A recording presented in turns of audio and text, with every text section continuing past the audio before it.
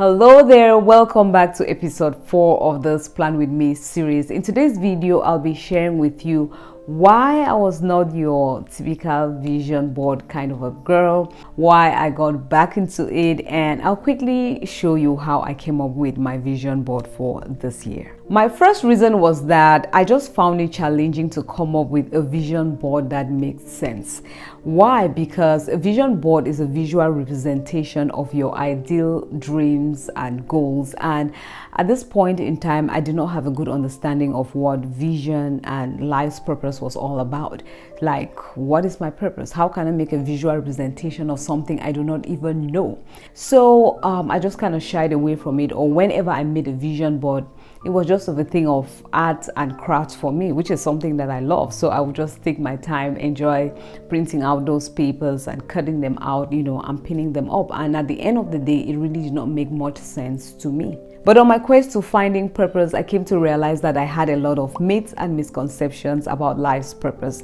In one of my videos, I do share some of those stories and how those misconceptions held me back, how I eliminated them, and I'm now fully walking in my purpose. When you know your destination, set clear goals, coming up with a vision board becomes very easy and a fun process. So if you've already set your goals for the month or the year, then this is a good time to put up that vision board if you haven't. However, if you're in that season where you feel lost like I was, I will encourage you to go watch that video.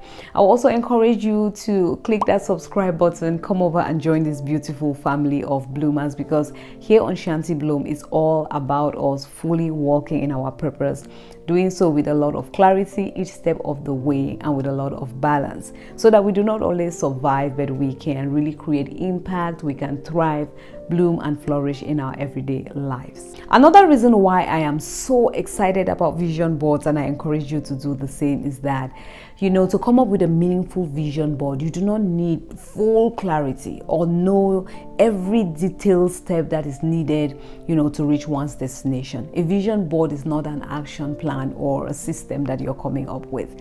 A vision board is a visual representation of your goals, your desires, the growth that you want to see in your life this year, the things that you want to achieve. A vision board gives you the permission to dream big without bothering how it's going to happen.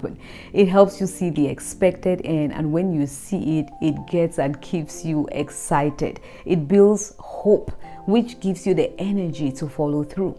Excitement and motivation is not a bad thing. It's only a problem when you stay excited and you have no action plan for how you're going to move from point A to point B. But even when you have this amazing action plan, if you're not excited about it, if you are not motivated, if you wake up every day feeling so defeated, feeling so gloomy, that plan stays on paper, stays in your app, stays wherever you had put it, and it will not come to pass. The answer lies in following through, and that is where the vision board comes in to encourage you. A vision board will also help you deal with limiting beliefs. In my previous video, I said that our thoughts, gradually become our beliefs, and what you believe, you become, and you act out from that space. So when you're constantly looking at your vision board, it registers in your mind. You begin to believe it, and then you act from that place of believing that it is possible.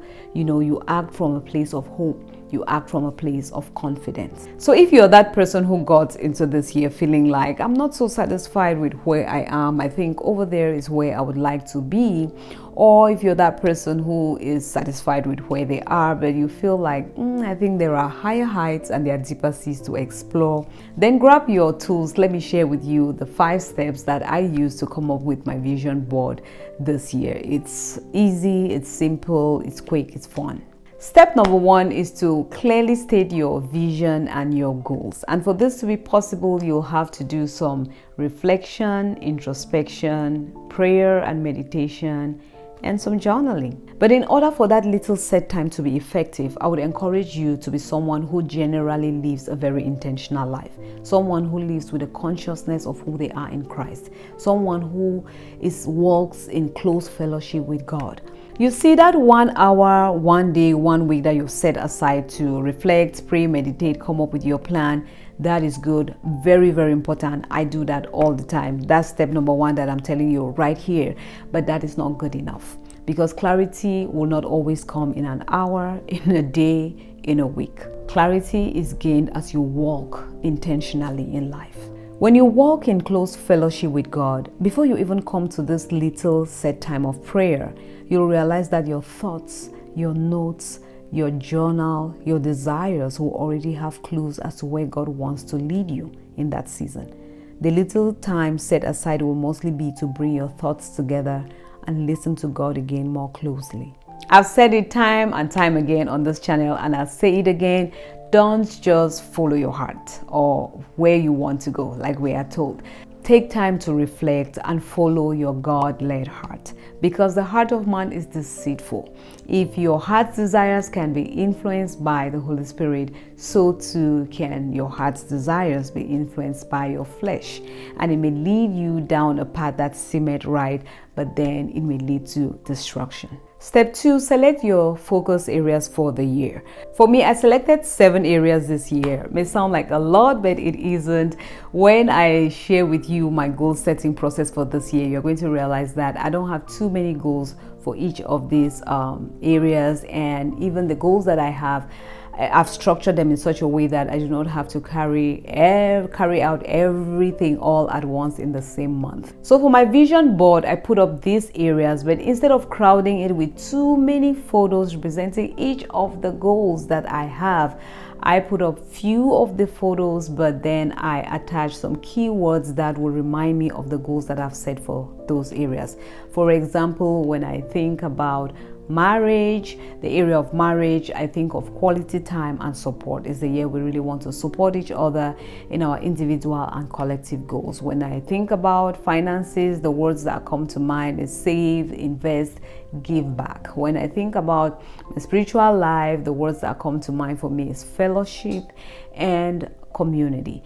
Important, anything that you can do to keep fellowship with God and to keep fellowship with, the other brethren, that builds you up spiritually. That also gives you an opportunity to build others. Community in the area of spiritual life, I'm bringing that up because if you've been watching this channel, you would remember that we moved not too long ago, and we moved kind of into the pandemic, and so 2 years was gone, and it's just like a year now that we're kind of integrating again into the community, locating a local church and building that church family, not just the local 4-wall building church, but at large in the community. So that's how I'm doing it this year, so that I can keep it few photos clean and less cluttered. Step 3, draft the layout you want for your photos and your words, or just look for an already made template. For me, I found a template on Canva that matched what I wanted, and so I just changed a few things. I wanted a clean and easy to see template. The scrapbook artistic type is good, but sometimes can get too cluttered for me to see everything at first glance. This step is very important because without your draft, you won't be able to know how many photos you need, what are their sizes and their, orientation. And a quick tip for those who kind of like the clean and less cluttered look, what I'll say is that put your photos in a border. It gives it a clean look. Also try to pick photos with the same or similar color scheme as much as possible, and also pick photos or images that do not have too many things going on it at the same time. That will kind of give it a cohesive look when you put everything together. Now the next thing is to select the images, the words, the quotes, or even objects that represent your vision. And these could be handwritten, they could be printed from the internet, from sites like Pinterest or even Canva, which is what I used. They could equally be cut from magazines, or it could be sentimental objects that have special memories. And your board could also be digital or a physical one. So just be creative and do what works for you, but keep in mind that it should align with your goals and with your values, and it should be something that will, keep you inspired, excited, and motivated. For me, I decided to just throw in a few photos of me actually doing some things in those different areas, just so that each time I look at it, I'll be reminded that I have done this before and I'm capable of taking it to the next level. This represents a cozy home, because one of those things I'm going deeper with this year in motherhood is to ensure that my home remains a home and even becomes a better home. When our kids are out there, there's just a lot that already beats them up. They're beaten up by school, peer pressure, distractions, and when they get back, they should be walking into a safe space. They should be walking into a home. Right here you see a heart, because I consider health under self-care, and under health I also consider the state of your heart as one of the most important health habits to have. It's easy for us to think about food and exercise and sleep, but then we forget that the state of our hearts, can really affect our health. Now, when you're done selecting and organizing these photos, it's now time for you to arrange them. It could be on a physical board, or maybe you're doing it digitally like I did on Canva. I picked a template and I changed a few things around. I wanted a photo of me at the center and the year as well. I equally put my word or theme for the year, which is depth. Please, it's so important that you have a theme or a guiding word for the year. Purpose-driven people in every season have a guiding theme or word that they are walking by. So if you do not have a theme yet for this year, or you're not even sure, then I would recommend that you watch a video I did last year on themes. It's going to really help you to come up with yours, and come up with a theme that is meaningful for you, not just something that you're copying because everybody has a word for the year, a theme for the year. So I made a digital copy, and I equally printed out some images to make a physical board to put on my wall. I believe it's going to keep me excited, hopeful, and confident that I can get things done this year.